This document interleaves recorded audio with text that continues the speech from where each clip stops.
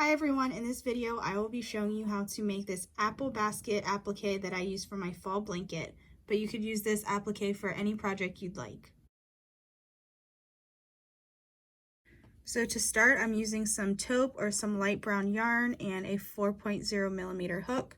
We're going to start making the basket. So we're going to start with a slip knot and chain 10.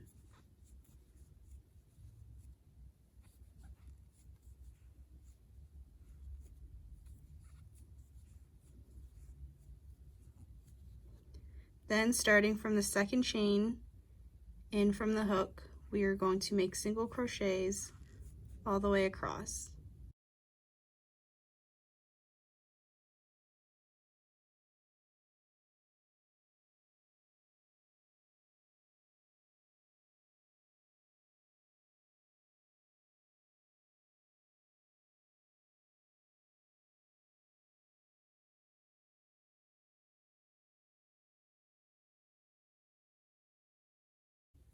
Once we have row 1, chain 1, turn your work, and in the first stitch here we are going to make 2 single crochets, and then we are going to make 1 single crochet in each stitch across until we get to the last one. In the last one we will make 2 single crochets. So just 1 single crochet each across until we get to that last stitch.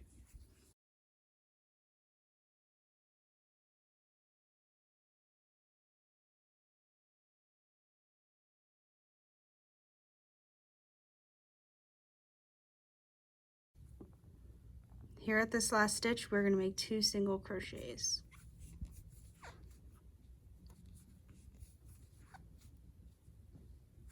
So that completes row 2. For row 3 and 4, they will be the same.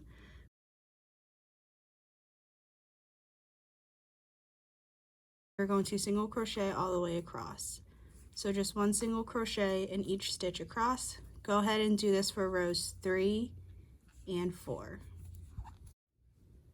So I completed rows 3 and 4. Next we will be working on row 5. And row 5 is similar to row 2, so we will be doing 2 single crochets in the first stitch, single crocheting across, and then in the last stitch making 2 single crochets. So start with 2 single crochets in that first stitch, and then working across, just 1 single crochet in each stitch.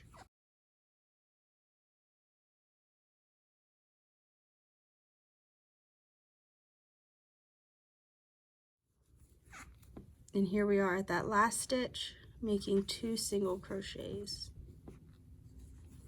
For the last 2 rows, rows 6 and 7, we are just going to single crochet all the way across. So go ahead and finish up your rows 6 and 7, just 1 single crochet in each stitch across. Once you have all 7 rows finished, you can fasten off and leave a tail for sewing onto your project. And then we are going to make the dark brown lines to finish the basket. So I'm just using dark brown yarn, and we are going to use a surface slip stitch method. So we are going to make a line between rows 1 and 2, and then between rows 5 and 6. So let's start up here between 5 and 6, and we are going to insert our hook from the front to the back and pull our yarn through from the back, and then chain to secure it. So we will be working this way. So we are going to insert our hook into the next space over, grab our yarn from behind, pull through, and pull through the loop just like a slip stitch, and continue to do that all the way across the row. So we're going from the front to the back, pulling that yarn in from the back, and then pulling it through the loop. So go ahead and do that all the way across. And then once you get to the end, in that last space there, just go ahead and chain, and then chain again to fasten off. And then we are going to do that again between rows 1 and 2. I'm going to flip it around and do it this way. So I'm going from the front to the back, grabbing my dark brown yarn, pulling that through, chaining to the side to secure it, and then going from the front to the back, pulling that yarn to the front. So I'm going to continue to do that all the way across.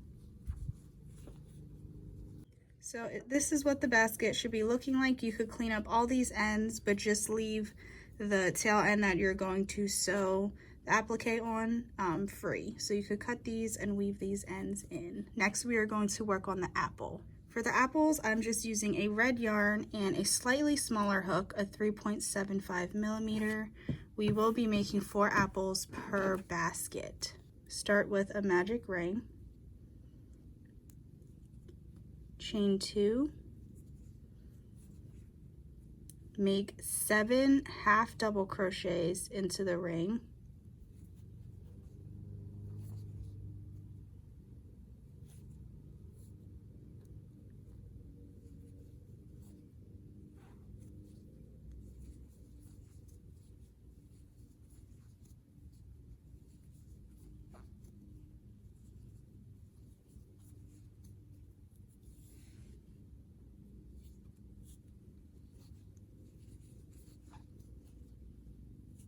chain 2,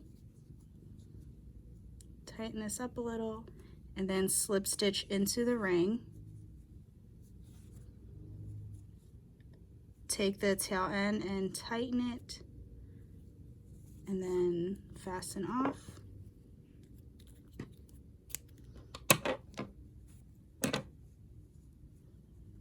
And then that is how you make a little apple. You could add a stem if you'd like. I did not. But then you need 4 apples per basket. So I put in 3 in the basket, and then I put 1 like it dropped out of the basket. So when you are sewing on your applique, you could arrange the apples how you would like.